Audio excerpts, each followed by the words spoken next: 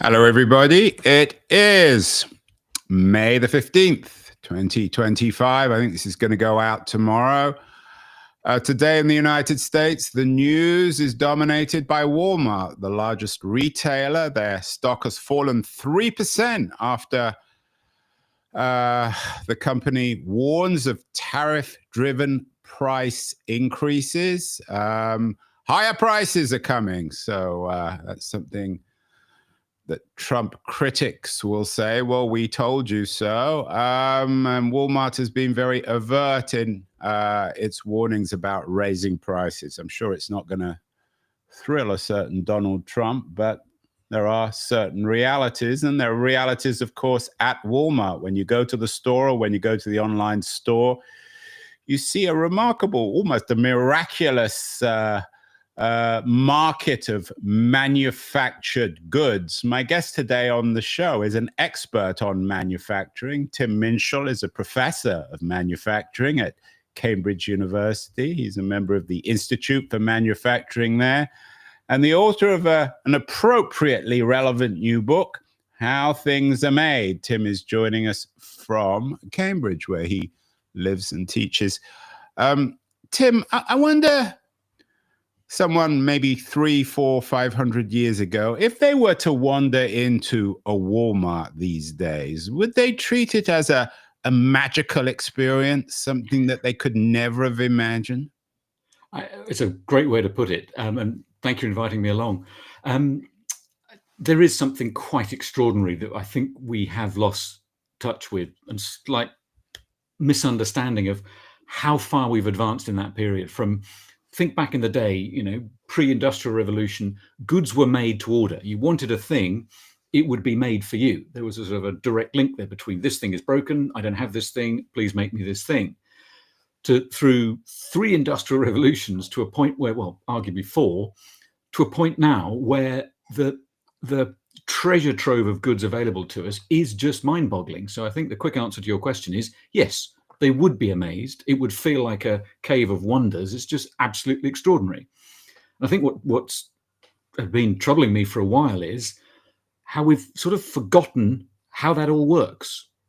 How do we end up with all this stuff? How do we end up with this ability to make millions, billions of products and get them in exactly the right place at a reasonable cost, at a good quality, delivered almost instantly? That process is extraordinary, how that happens. And yet for many of us, pretty much invisible. Yeah, it's a form of magic which we take for granted.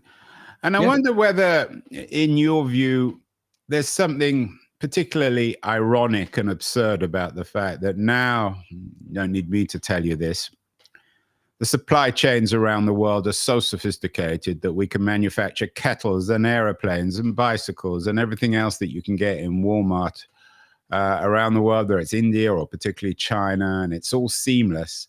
And at the same time, we have the reactionary politics of people like Donald Trump, who fetishizes the lie of making everything in America when we know that that's not possible. So how do you, I mean, you're not a professor of politics, but how do you explain this reactionary turn when it comes to trade and manufacturing? Is it just a childish kind of nostalgia, or is there something darker there?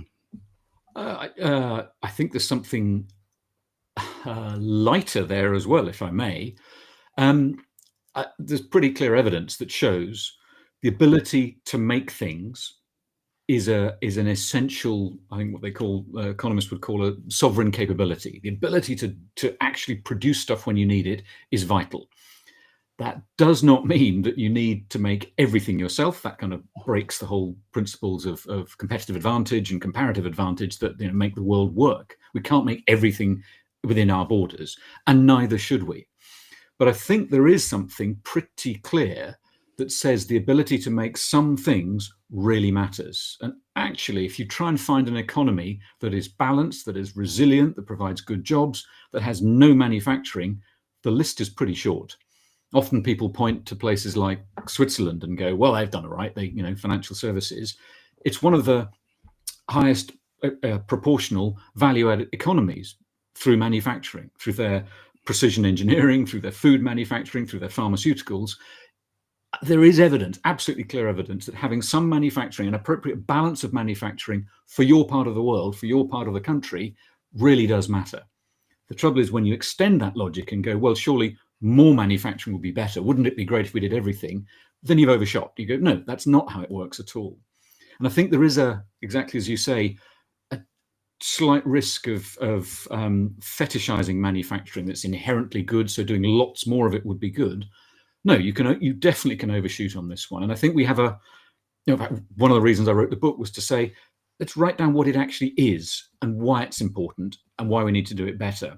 Not just blindly, it's a brilliant thing, let's just do lots more of it. So trying to get that nuanced debate there. But you can only do that if you take a look at it, if you can see what's happening.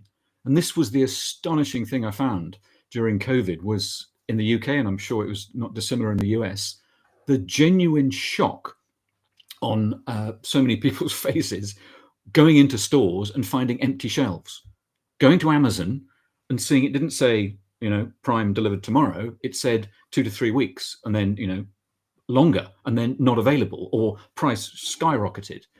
We'd not really experienced that in wealthy economies for a very long time. And so to us in manufacturing, well, that's an obvious thing that's going to happen when you have a pandemic. But it was a shock to so many other people, and then frantically trying to recover from that. And the big companies, the super logistics companies like Amazon and others, reacted to it really well, and they responded. But when we looked at our healthcare systems and said, oh, we need to be able to make face masks and gloves and gowns and not just those sort of relatively simple things, but medical ventilators and pharmaceutical products. We need to be able to make these things. And if you can't make them, you don't have the capability because all your manufacturing's disappeared, that's a massive issue. So there's a whole resilience argument about this. Just stepping forward from that to where we are at the moment in the world and where we sadly may be heading, there's also the whole, of course, defense argument to this, sovereign capability to ensure national security. But again, back to your point, it's not that just doing more and doing all of it would solve all the problems, but having none of it will definitely create massive problems. Before we went live, you were asking me my take on the US, but I'm actually more interested in some way, Tim, on your take on the US. Given you're interested in manufacturing, your book has 2 titles. It's the same book. Your Life is Manufactured, which is the title of the UK version, came out earlier this year, and then it's called How Things Are Made in the US. The reviews in the UK have been very good, and there's the classic Make Britain Make Again from the Times review. But as Britain is, and correct me if I'm wrong, the home of the original manufacturing revolution, or certainly the industrial manufacturing revolution, what lessons would you give as a thinker, a historian of manufacturing and the rise and fall of great manufacturing powers like the UK and maybe the US? What lessons can the US learn from Britain's moment in terms of dominating manufacturing? Whoa, what a great question. So I don't think we can go back to where we were. So whatever happened back in the past, we're not there now. And maybe just a quick gallop through, I'll try and do 250 years of history in less than a minute. So first, you can have 2 minutes, Tim. I'll be generous. Thank you. You're more generous than our students. I have a minute. The first industrial revolution, as you say, that was about, controlling power, so you could actually have factories run that didn't, and you could power systems to make things. That was really important. Then the second one was very US focused, the one that brought us the interchangeable parts and the assembly line and all those good things. And then the third one, the application of computing power and robotic and, well, more broadly, automation systems. And then this sort of new version we're facing now, which is arguably the third one extended, or a fourth one, which is, it's not just about having computers and robots, it's about connectivity and ubiquity of compute power distributed right down to the individual products, individual production lines. So that, I guess if there's a lesson, it is that things are constantly changing. I think that's one thing we're seeing missing from part of the debate. There's sort of this assumption that we need to go back to how things were. The world has moved on. We're not in the same world anymore. So I think, as many of us do, are very cautious about a nostalgia-based economic argument. And we are certainly in the UK victims of this. We tend to look back at this mythical period where it was all good and now it's not, so why can't we go back? The world's moved on. There are lots of good things we can do. There's lots of good things the US can and is doing to support this. And I think we have been on parallel paths, slightly offset in the UK and the US, which was all through the 80s as we saw some manufacturing industries struggling on a cost basis, very economically rational decision to say, well, if someone else can do it cheaper and better than you do it, the production part, why not let them do it? And so the shift of manufacturing to China, when it was very much a cost activity, Britain did it, the US did it, other countries did it, Germany less so, but it did as well. And then you get to a point where you've sort of broken your model. You said, right, it's not just that this bit has gone over there and we have the bits around it still, those other bits go as well. And this argument about that we can come back to maybe talking about Apple and its current situation, it's not just that there's an assembly plant that is in one place and could be somewhere else. It's all the suppliers, all the skills, all of those activities, once they've gone, very hard to bring back. And so Britain has been facing this since, well, it was identified as a big problem in the late 90s, but it was happening. And people said, oh, yes, that does seem to be a thing.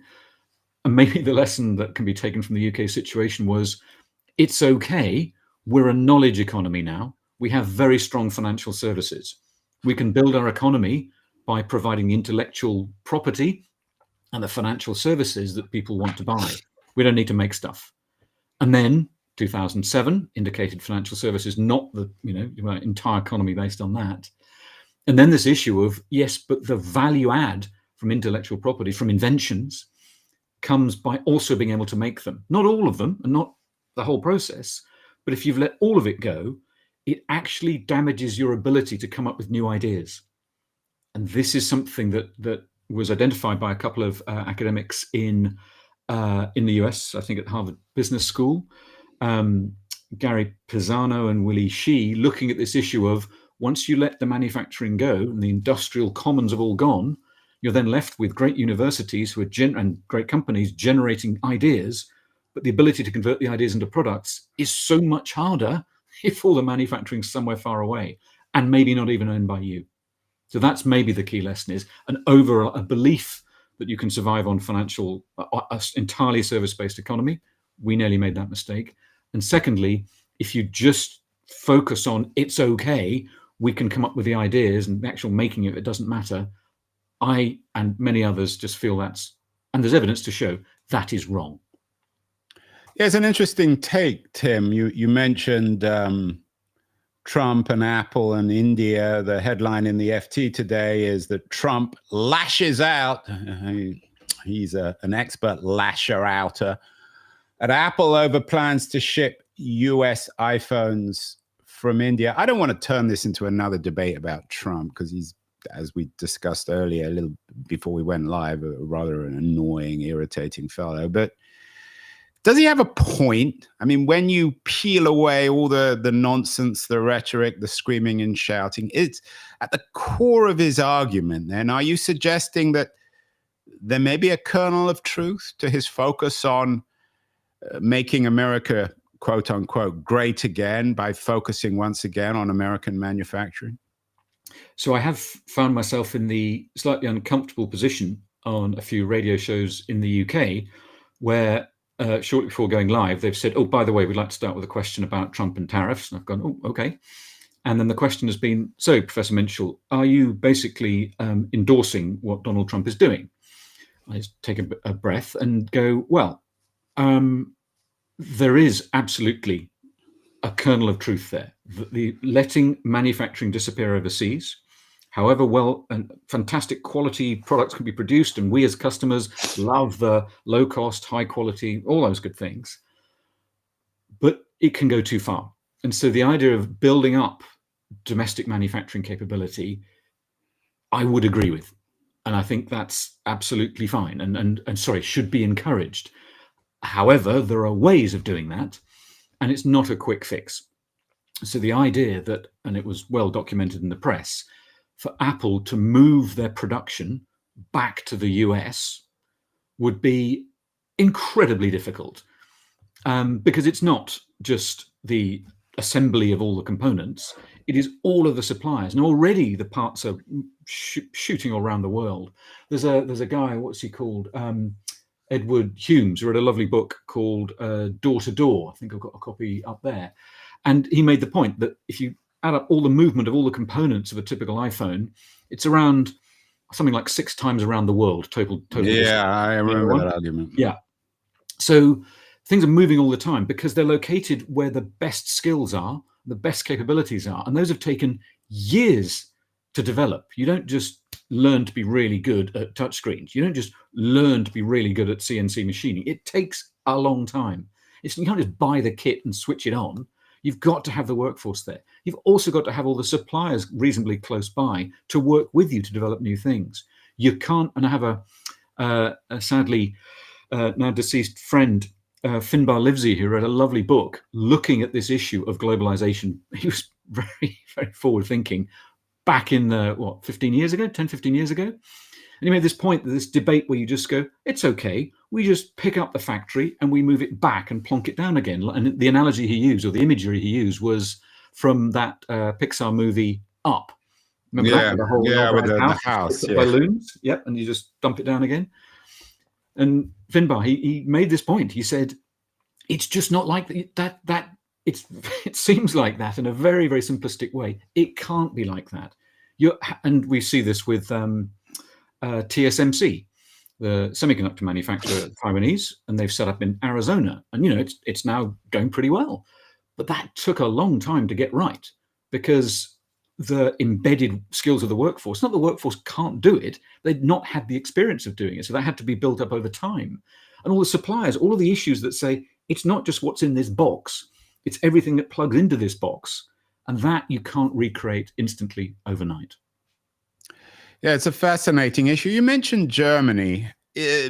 Germans are always pessimistic. That's their defining trait, of course, given their history. But are the Germans doing something that the British and the US don't do? You talked about the knowledge economy. I mean, that's the driving force of the US. Trump isn't willing to acknowledge it because most people, I think, in the knowledge economy are on the coasts and don't care for him. And I'm sure the same is true in London when it comes to manufacturing and Brexit and all the rest of it. But is the German model viable, Tim, with a substantial manufacturing economy, the apprentice system, an economy that really does focus on building high quality goods, especially for export? Can I just jump in first, though, just go back to that knowledge economy comment? It's perfectly logical to have a strong knowledge economy. I think my point was it can't be only that. If you I take your point. Fine, that's fair.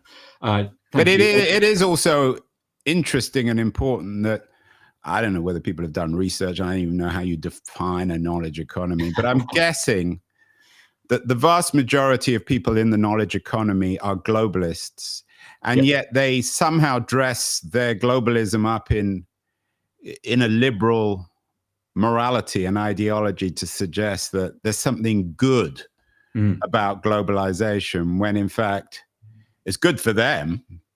It's good for their lifestyle, their income, their careers. It's not always good for the manufacturing center. And in the US, the last, half century, certainly since the 1970s of the US economy, is of enormous prosperity on the coasts, where there isn't a great deal of manufacturing, and an economic catastrophe, one way or the other, in most of the rest of the country. Yeah, absolutely. I think there's a misalignment of what people regard as good, and completely agree that there is this. You can get swept along by the knowledge economy, and we can all become knowledge workers. And that again was one of the reasons I wrote the book, to go, yes, totally, you can do good. Thank you. There are good things that can be done, but someone's still got to make the stuff. And I just want to really emphasize this point. It's not just that, yes, someone's got to make it, because then the conclusion is, well, sure, let someone else make it. It's the fact the knowledge economy, so much of it relies on the very tight coupling of research and development with production. And you need to have that close interaction. So it's an intimacy, and in a weird way that the real disconnect, to use sort of a metaphor, which is literal as well, is that whereas the knowledge and manufacturing economies are intimately bound up, they're inseparable. Yeah, absolutely. The human capital involved in those two sectors are often really separate and have no kind of understanding of how each one operates. That's a great point, and that's why we spend quite a lot of time thinking about how do you scale up the ability to make new things from science and technology. And that is exactly to your point there, because it's not about, okay, we can make one of these very clever quantum, whatever it may be, compute things on a lab bench. That's great. Now someone's going to make it. The truth is, to scale up a new technology to address a new market opportunity, you've got to have really smart financiers, really good legal support, really good HR. All of these things are needed. And it's, as to use your word, it's an intimate connection between those two. They're not, and we always struggle with this idea there's a physical manufacturing economy and a service economy. There's massive overlap. They're not separate things. They're not separate worlds. And you can't just pick one and go, well, just do that one and not do this one. So, and when we got a little bit waylaid, I asked you that question about Germany. How does Germany fit into these? Well, I want to come to China later, but is Germany the solution or the problem? I mean, often I joke in the show, everyone wants America to become like Denmark, which is absurd. And I'm sure you hear the same about Germany when it comes to manufacturing. Are they doing something right or something profoundly wrong? I think the tense is important for me to answer that question. I think they are facing a number of major challenges at the moment. So one very specific manufacturing related example would be Volkswagen. So, massive organization, essential part of the whole automotive sector is a vital part of the German economy. And there's a massive transition going between internal combustion engine powered vehicles to electric vehicles. That is a huge shift. The typical number of components in a petrol or diesel powered vehicle is about 30,000. In an electric vehicle, it's about half that. And while some of the components are the same, you still need wheels and brakes and all that, and doors and stuff, awful lot of the components come from different suppliers. So how do you manage a transition? So where Germany has been incredibly powerful and successful is building up resilience in industries that are reasonably stable and ideally growing at a reasonable rate. But it's more about the consistent demand. And so you then have a system that brilliantly integrates the university system with the regional college system, with the school system, everything and the banking system fits in very, very well as well. Strong unions, it all makes sense. And so that if you are BMW or Mercedes or Volkswagen, there will be a supply of workers and they'll be very skilled and you'll be supported to recruit people, develop them, and you'll be able to keep them maybe all through their careers. You can do amazing things. And that works really well in conditions of technological stability. Is that a contradiction, Tim? I know you're going to come to that, but is that a contradiction in terms of conditions of manufacturing stability in the 21st century? Is that possible? Yeah, thank you for that. Well picked up on. Yes, no, yes or no. You can't have the two. Manufacturing is in a constant process of change. And there's if I may, there's a particular technology that illustrates this to me superbly well. I'm just going to reach down. Yeah, he's pulling he's pulling his pants down. He's pulling something out. What is it, Tim? For people just listening, Tim is waving a complicated industrial instrument at the screen. What is it, Tim? Well, I wish it's actually something very familiar. It is one of the very earliest mobile phones. Oh my God! Yeah, this is one of those ones. What was that, from the 90s or 80s? Yeah, 80s. So this is about the size of a car battery or a large loaf of bread. Weighs significantly more. And probably obscenely expensive in the 80s, I'm guessing. extremely expensive and very, very to buy it or lease it. And then there was the whole issue around call time and coverage and all those things. But the reason and we should wave. I'm just on the small screen, but of course we can wave our phones now, which are what, about a 100th of the size and about 1 million times more powerful, and can do many other things apart from making calls. Yeah, I mean, I'm just going to wave something else here. Just a moment, I'm waving one, which is this is the Wall Street phone. This is Michael Douglas, kind of the one that Michael Douglas nearly had in Wall Street in 1984. Something that you could just about fit in your pocket if you didn't mind half of it sticking out. Incredible improvement. You have to have a big pocket to put that one in too. Yeah. So we see this technology, you're absolutely right, is constantly changing, and manufacturing has to constantly change with it. But there's two different types of change. There is the make the giant big phone much smaller and add functionality to it. That's a process of very impressive incremental improvements, and manufacturing is constantly finding ways to not only deal with the fact we can squeeze yet another billion transistors onto the microprocessor, onto the silicon wafer, but also we can make it cheaper, we can make it more reliable. And so, as you said, it's not just that the phone got smaller, it's the phone went up orders of magnitude in functionality. The phone is the least of its features really nowadays. So there's that, but there's a different type of change, which is, and you're quite right, this is happening all the time.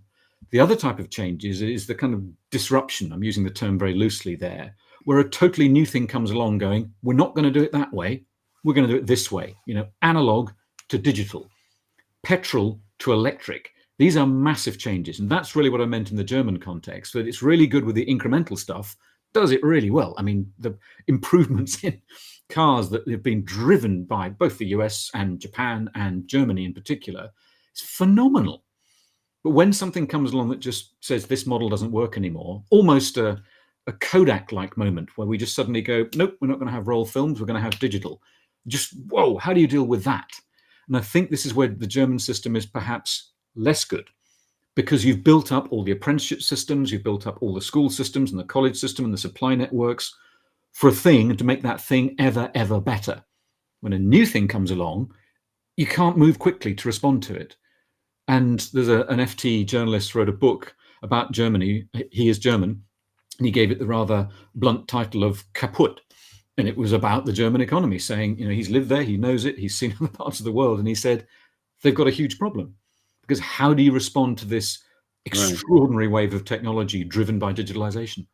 And of course, maybe one word for that German problem is China. The headlines today are about who's winning between Trump and Xi on the current wave of tariffs. A lot of people claiming that Trump blinked first. He would never acknowledge it. The take in China is that he has. The Chinese remarkable success with automobile manufacturing and electric vehicles and maybe even self-driving cars now is the challenge in Germany.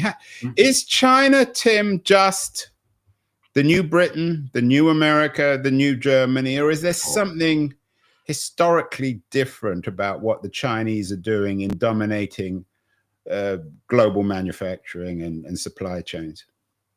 Great question. So I'm not a historian, but so I'm just an observer when it comes to history. But one argument is, yes, we just go, there's a constant shifting of power and a shifting of capabilities, and that's just a process that happens, and there's always pain at the transitions. That's one argument. Another one is, no, it is different. And one of the reasons it's different is because of the inherent interconnectivity. Well, three things probably. We'll go with just two.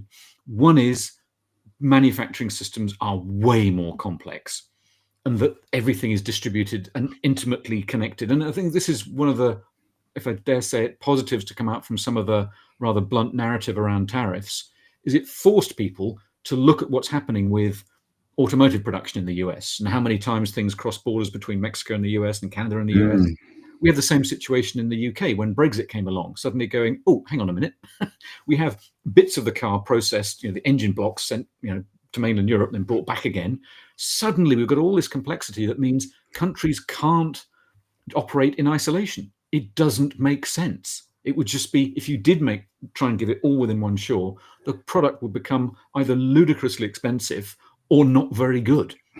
So that's one thing. The complexity of our manufacturing systems means one reason it's probably different this time.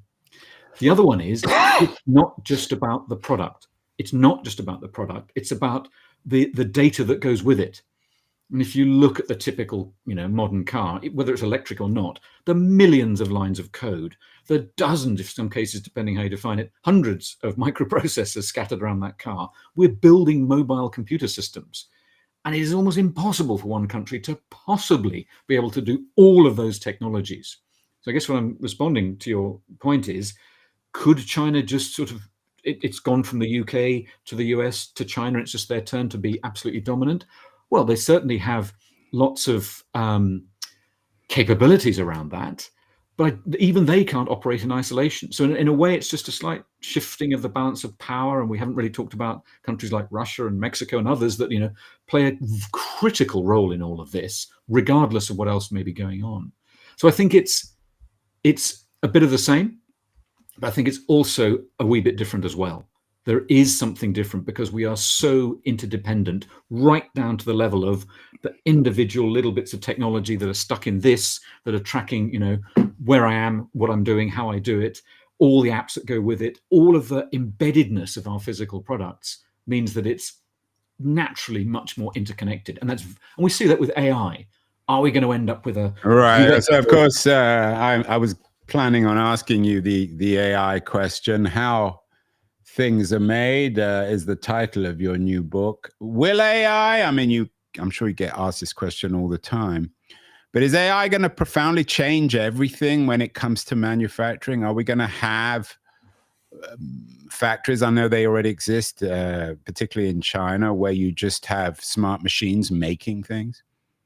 Well, that's not an AI thing. We've had lights out factories. Japan was, amazing in this back in the day. We literally got robots building robots, and you go, why turn the lights on? It's just robots building robots. Very impressive. But that was back in the 90s, 80s, 90s, early 2000s. So I think the AI... When you say robots building robots, what exactly does that mean? I didn't know that robots were even available in the 90s. Yeah. So these are industrial robots. So the big ones you see doing pretty much every time there's a news story about manufacturing or cars, they'll show a production line where they're welding together the body components, and they'll always clean them up a bit so they spark a lot, so they look good on TV. Those robots. So companies like Fanuc and Kuka and others who make these incredible machines. The Fanuc factory in Japan was literally having the robots build other robots, and you didn't need to have people wandering around, only for certain things. But to your point about AI, a couple of examples. One, going right back to something pretty fundamental. So there's a way of describing certain bits of industry and certain products which are called foundation products. So these are things like steel, cement, paper, sugar, glass, things that are done on a continuous basis and are vital products for lots of other things. Those have been craft driven. Incredible sophistication of the steel worker, incredible sophistication of the glass maker, employing thousands of people to be really, really good at making things and building up expertise over their whole career. Over time, those systems have become more and more automated. They've just taken people out and said, well, we now know how it works. We don't need so many people. And now, because they're so massively energy consumptive, trying to find ways to reduce energy consumption, deploying AI onto those systems to make them super efficient is happening. And what it's triggered is an interesting problem where you have super experienced people who are probably in their 40s, 50s, maybe even older, who really understand the physical process of making glass or steel or cement.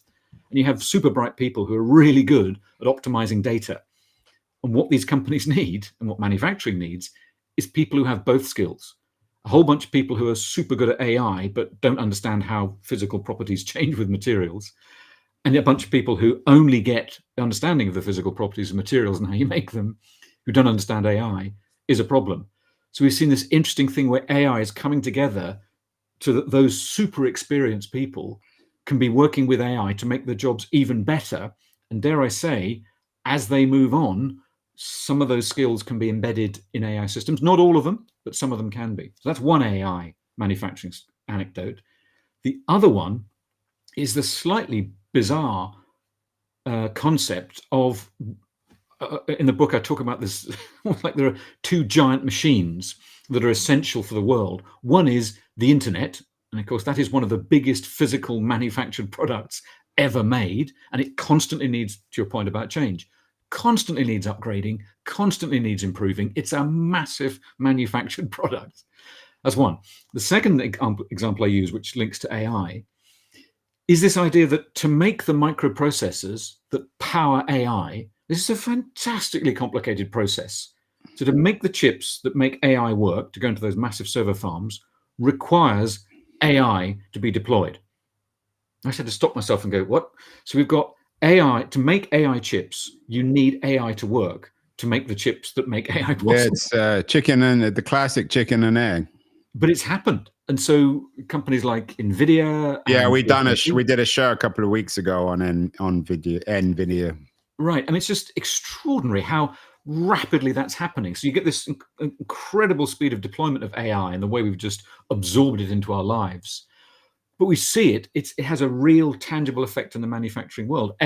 Because all those GPUs have to be built by someone, but also that industry requires AI to allow it to function. I think that's really interesting. So without becoming a salesman too much for manufacturing and jobs, those who have the skills, understanding the value and role of AI, but who also understand the physical messiness of making real products, people who have that balance of skills, I think are going to be hugely in demand in the future. Well, now and certainly in the future. That's not going away. Yeah, and that's one of the ironies of AI. It seems to it seems to inflate our value, or some of our values as human beings. I'm sure at your institute at Cambridge, you're training this next generation of AI experts when it comes to manufacturing. Finally, Tim, we got another Tim on our show, another British academic in a few weeks, Tim Jackson, who's a great, I'm sure you know his work, great critic of capitalism and of the environmental consequences. You also have some concerns about that, I know, in the book, How Things Are Made, a journey through the hidden world of manufacturing. Many pessimists like Jackson believe that if we maintain the pace of the current manufacturing and industrial or post-industrial revolution, we're going to destroy the planet. What's your take on this? And do we need to be more local in terms of focusing on manufacturing things if we're to save the environment? It's a great point. There's two things that jumped out very quickly when I started doing the book. One was to make sure that we had this good sense of how the thing works, because there are two major things wrong with it that we need to sort out. Number one is resilience, which we talked about a bit earlier. It's this whole system we've built is incredibly fragile. Second thing is it's also incredibly damaging for the planet.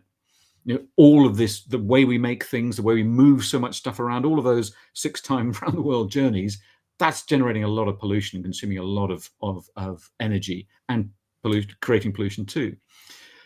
So what a conclusion I came to, and we try to make the book accessible for everybody. So we start with, how you make something in a kitchen as a manufactured product, right the way through to how do you make an iPhone, how do you build an NVIDIA chip. So I guess the 2 points. One is we've got to be better at how we manufacture things. So do it in a less harmful way, right? So that can be maybe don't move things around so much, be a bit smarter about what we're actually making. So manufacturing we need to manufacture better, and we also need to manufacture better things, by which I mean we need to build all those systems that are going to manage the energy transition. Someone's got to build these massive solar farms and all of these battery storage systems. They've got to be made. All those electric vehicles or maybe hydrogen vehicles, they've all got to be made. So it's making manufacturing better and manufacturing better things.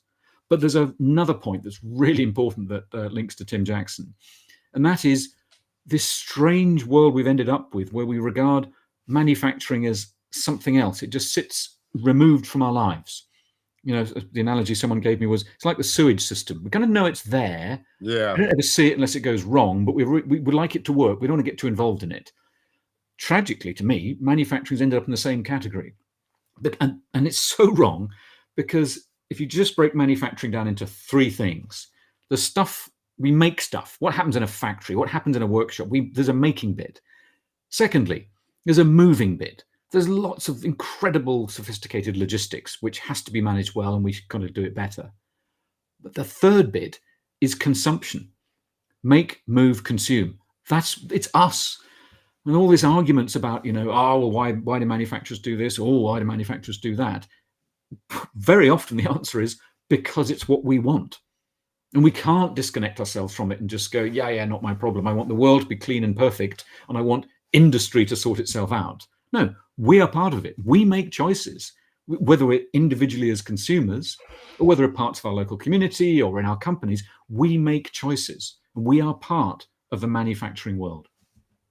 Yeah, I mean, Marx made that point in the 19th century. It doesn't seem as if anything's really Marx and Engels. Engels, of course, knew factories better than Marx. So nothing much has changed in the last couple, in a sense, nothing much has changed over the last couple of 100 years. Although all I'd say is, but I think we've forgotten that. So the message it's been there all the time. We've not been paying attention to it. And we've allowed it to become this far away other world that we don't need to worry about. Yeah, and the subtitle of the American version is A Journey Through the Hidden World of Manufacturing. It's the dark world, it's the sewage system, which we'd rather avoid. We just go to the bathroom and don't think about the consequences. Right. The book has the British title, Your Life is Manufactured. Maybe a third title, Tim, would be How to Manufacture Better. Maybe that can be the title of your next book. An important conversation. You talk about the consequences. We're doing this electronically, so it's a manufactured conversation on the manufactured, the jewel of our human achievement when it comes to manufacturing, the internet. Maybe next time we can do it in person, although that would involve me flying over to the UK, or you flying to California. Anyway, an important conversation. Tim, you bring great knowledge and sophistication and entertainment to this all-important subject. Your new book, How Things Are Made, A Journey Through the Hidden World of Manufacturing, is out in the US. So congratulations on that. And thank you so much for a really fascinating tour of our manufacturing world. Thank you so much, Tim Minshall. Absolute pleasure. Thank you.